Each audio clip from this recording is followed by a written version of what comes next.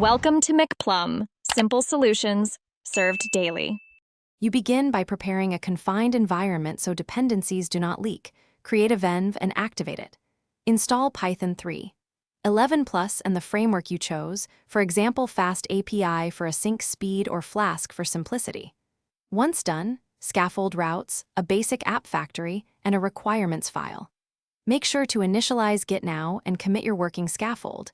This saves time and gives you a rollback point. You will iterate from this reproducible baseline.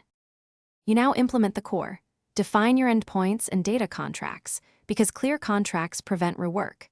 Connect an ORM like SQL Alchemy and create migrations with Alembic so schema changes are versioned.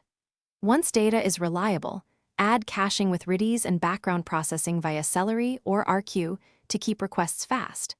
Make sure to add authentication using JWT or OAuth2 and centralize config. Then write tests that exercise main flows. You finalize by containerizing the app and wiring up continuous integration so builds are repeatable, push images to a registry, and deploy with health checks. Once live, add structured logging, metrics, and alerts so you know when performance slips. Run load tests and configure graceful shutdowns to avoid losing requests. If something breaks, check the app logs and trace the request path. Correlate request ID across services to isolate the failing component quickly, then roll back if needed.